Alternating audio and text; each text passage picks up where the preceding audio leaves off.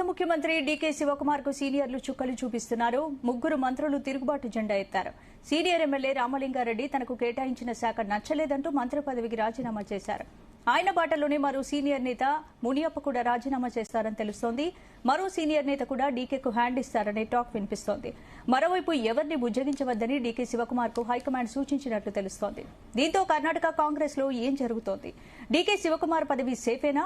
మంత్రుల రాజీనామా వెనుక సిద్దరామయ్య హస్తముందా? ఇదే అంశంపై వాళ్ళ డిఎన్ఎల్ ఎడిటర్ భరత్ డిస్కస్ చేద్దాం. భరత్, ఎలా చూడొచ్చు డీకే శివకుమార్ పదవి చేపట్టిన తర్వాత ముగ్గురు మంత్రులు రాజీనామాకు సిద్ధమా? సో కర్ణాటకలో మొన్ననే డీకే శివకుమార్ జూన్ 3 2 రోజులైంది ప్రమాణ స్వీకారం చేశారు. కేవలం 13 మంది మంత్రులు మాత్రమే తీసుకున్నారు. ఆయన నిజానికి మంత్రివర్గంలో 224 అంటే 23 + 11 34 మెంబర్స్ తీసుకోవచ్చు. అయితే ఆయన మంత్రివర్గంలో 13 మంది మాత్రమే జాయిన్ చేసుకున్నారు. ఆ 13 మందికి పోర్ట్ఫోలియోలు కూడా కేటాయించారు. సో ఈ 13 మందిలో అందరూ కూడా హేమాహేమీలే. ఎందుకంటే కర్ణాటక కాంగ్రెస్ లీడర్స్ అంతా కూడా చాలా పెద్ద హేమాహేమీలనే చెప్పొచ్చు. ఇప్పుడు దానిలో మల్లికార్జున ఖర్గే కుమారుడు ప్రియాంక్ ఖర్గే ఉన్నారు, డిప్యూటీ సీఎం పరమేశ్వరరావు ఉన్నారు, కేహెచ్ మునియప్ప ఒకప్పుడు కేంద్ర రైల్వే మంత్రిగా పనిచేశారు, 8 సార్లు గెలిచారు కేహెచ్ మునియప్ప. అట్లాగే రామలింగారెడ్డి రెడ్డి అంటే తెలంగాణ ఆంధ్రాలో రెడ్డి ఏమో ఓసీ, కర్ణాటకలో రెడ్డి బ్యాక్వర్డ్ క్యాస్ట్ కిందకి వస్తుంది, బీసీ కిందకి వస్తుంది. కర్ణాటకలో కూడా చాలా మంది రెడ్డి సెటిల్ అయినారు, గాలి జనార్దన్ రెడ్డి, రామలింగారెడ్డి. సో రెడ్డి వర్గానికి సంబంధించిన వ్యక్తి. రామలింగారెడ్డి కుమార్తె సౌమ్యారెడ్డి కూడా ఎమ్మెల్యేనే, ఇద్దరు ఎమ్మెల్యేలు, తండ్రి కుమార్తె ఇద్దరు కూడా ఎమ్మెల్యేలు. సో రామలింగారెడ్డి ఏంటంటే కాంగ్రెస్ పార్టీ నుంచి 8 సార్లు గెలిచారు. ఒక్కసారి కాదు, 2 సార్లు కాదు, 8 సార్లు గెలిచారు. గతంలో చాలా సార్లు మంత్రిగా కూడా పనిచేశారు. 2013లో సిద్దరామయ్య ప్రభుత్వంలో మంత్రిగా పనిచేశారు. తర్వాత మళ్ళీ జేడీఎస్ ఆ ప్రభుత్వంలో మంత్రిగా పనిచేసిన పరిస్థితి. ఒక దశలో ఏంటంటే ఆ జేడీఎస్ కుమారస్వామి ఎపిసోడ్లో ఒక 10-15 మంది ఎమ్మెల్యేలు కాంగ్రెస్ నుంచి బీజేపీ వైపు వెళ్ళారు. వెళ్లిన సమయంలో రామలింగారెడ్డి కూడా వెళ్లాల్సి ఉంది బీజేపీకి, భారతీయ జనతా పార్టీకి. కానీ సోనియా గాంధీ చెప్పడంతో ఆగిపోయారు. పార్టీ లాయలిస్ట్ గా రామలింగారెడ్డికి పేరు, పూర్తి విధేయుడు అని చెప్పి. అంటే ఆ సమయంలో కుమారస్వామితో పొత్తును చాలా మంది వ్యతిరేకించారు. వ్యతిరేకించిన దానిలో రామలింగారెడ్డి కూడా ఒకళ్ళు. సో ఇప్పుడు రామలింగారెడ్డి మంత్రివర్గంలో చేర్చుకున్నారు. 13 మంది మంత్రుల్లో రామలింగారెడ్డి కూడా ఒకళ్ళు. కానీ ఆయనకి శాఖ నచ్చిన శాఖ ఇవ్వలేదు. ఇరిగేషన్ మినిస్ట్రీ ఇచ్చారు. ఇరిగేషన్ పెద్ద మినిస్ట్రే, బడ్జెట్ కేటాయింపులు కూడా చాలా ఉంటాయి. కానీ ఆయన అడిగింది ఏంటంటే బృహత్ బెంగళూరు కార్పొరేషన్, అంటే మున్సిపల్ అడ్మినిస్ట్రేషన్, అర్బన్ డెవలప్మెంట్. బృహత్ బెంగళూరు కోసం, బృహత్ బెంగళూరు అంటే మనం గ్రేటర్ హైదరాబాద్ అంటాం కదా, అట్లా గ్రేటర్ బెంగళూరు అడ్మినిస్ట్రేషన్ కోసం ప్రత్యేకమైన శాఖ ఉంది. ఆ శాఖను తనకిస్తానని డీకే శివకుమార్ మాట ఇచ్చారు ముఖ్యమంత్రి. కానీ ఇవ్వలేదు. బృహత్ బెంగళూరు మంత్రిత్వ శాఖను కృష్ణ బైరవ్ గౌడకి ఇచ్చారు. అంటే అదే వక్కలిగా సామాజిక వర్గమే కృష్ణ బైరవ్ గౌడ కూడా. డీకే శివకుమార్ కూడా వక్కలిగా సామాజిక వర్గమే. సో ఈయన ఏంటంటే ఇరిగేషన్ శాఖ పెద్ద శాఖే, ఈ బృహత్ బెంగళూరు కార్పొరేషన్ కూడా పెద్ద శాఖే. ఈ 2 శాఖలు ఇంతకుముందు ఎవరు నిర్వహించేవాళ్ళంటే డీకే శివకుమార్. డీకే శివకుమార్ ముఖ్యమంత్రి అవడంతో సిద్దరామయ్య ముఖ్యమంత్రిగా ఉండగా డీకే శివకుమార్ డిప్యూటీ సీఎం ఉండి ఈ 2 పోర్ట్ఫోలియో చేసేవాడు, ఇరిగేషన్, బృహత్ బెంగళూరు. సో రామలింగారెడ్డికి ఇచ్చిన ఇరిగేషన్ కూడా పెద్ద శాఖే. మన దగ్గర ఇరిగేషన్ ఎవరికి ఉంది? ఉత్తమ్ కుమార్ రెడ్డికి ఉంది. అంతకుముందు కేసీఆర్ హయాంలో హరీష్ రావుకు ఉండే పెద్ద పోర్ట్ఫోలియో. బట్ బృహత్ బెంగళూరు, మహా బెంగళూరు, గ్రేటర్ బెంగళూరు, దాని దగ్గర చాలా ఫండ్స్ ఉంటాయి.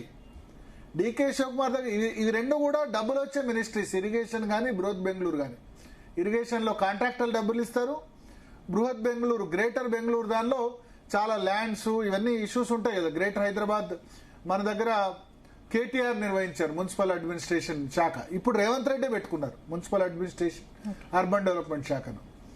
సో అటువంటి శాఖను తనకిస్తాను అని చెప్పి డీకే శివకుమార్ ఇవ్వలేదు. కాబట్టి నేను రాజీనామా చేస్తున్నా అని చెప్పి లైవ్ టీవీలో అనౌన్స్ చేశారు రామలింగారెడ్డి. మామూలుగా రిజిగ్నేషన్ ఇవ్వలేదు.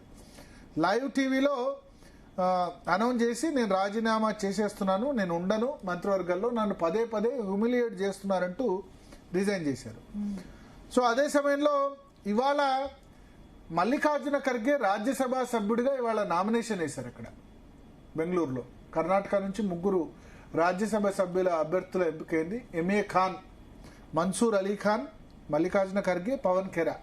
మన్సూర్ అలీ ఖాన్, మల్లికార్జున ఖర్గే ఇద్దరు కర్ణాటక వాళ్ళు, బట్ పవన్ ఖేరా అవుట్ సైడరు.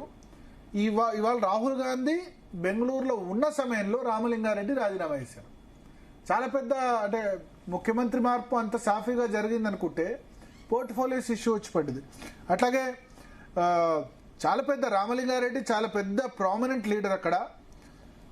నిజానికి వక్కలిగానో లేకపోతే లింగాయతో అయితే సీఎం అవుతుండేనేమో రామలింగారెడ్డి. అక్కడ రెడ్డి సామాజిక వర్గం అంటే తెలంగాణలో రెడ్డి సామాజిక వర్గం డామినేషన్ ఎక్కువ, బట్ అక్కడ రెడ్డి సామాజిక వర్గం బీసీ కిందకి వస్తుంది, కొంచెం తక్కువ నెంబర్ ఉంటారు వక్కలిగాలు తర్వాత లింగాయతులతో పోలిస్తే. సో 8 సార్లు ఎమ్మెల్యే బహుశా అంత సీనియర్ లీడర్ చాలా తక్కువ మంది ఉంటారు.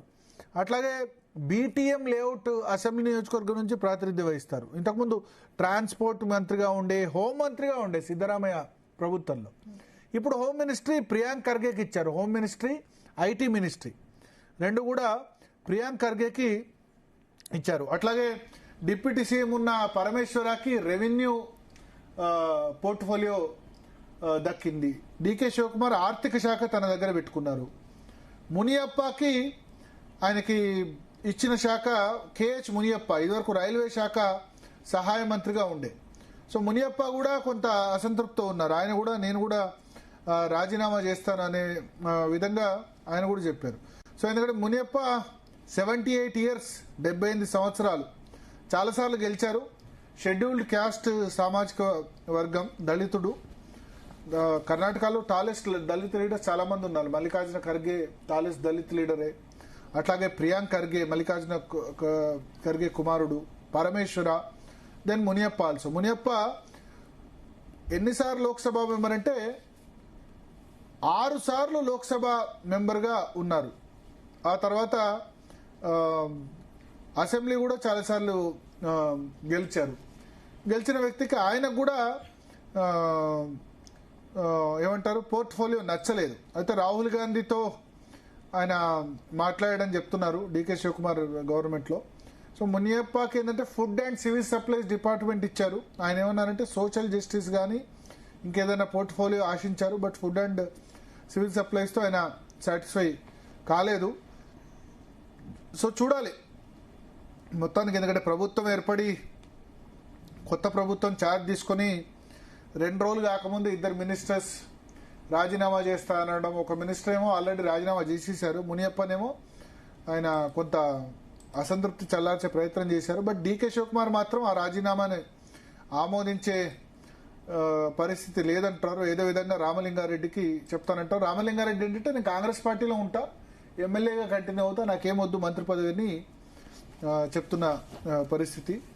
సో చూడాలి దీన్ని ఎట్లా చేస్తారు. ఒకవైపు రాజ్యసభ ఎలక్షన్స్ ఉన్నాయి, 3 కాంగ్రెస్ పార్టీ నుంచి ఎలక్ట్ అవుతారు, ఒకళ్ళు భారతీయ జనతా పార్టీ నుంచి ఎలక్ట్ అవుతారు. ఈ సమయంలో ఇరిగేషన్ శాఖ మంత్రిగా ఇచ్చిన బెంగళూరు డెవలప్మెంట్ పోర్ట్ఫోలియో కావాలని ఆయన అడుగుతున్నారు. సో ఒక విధంగా పెద్ద సెట్ బ్యాకే.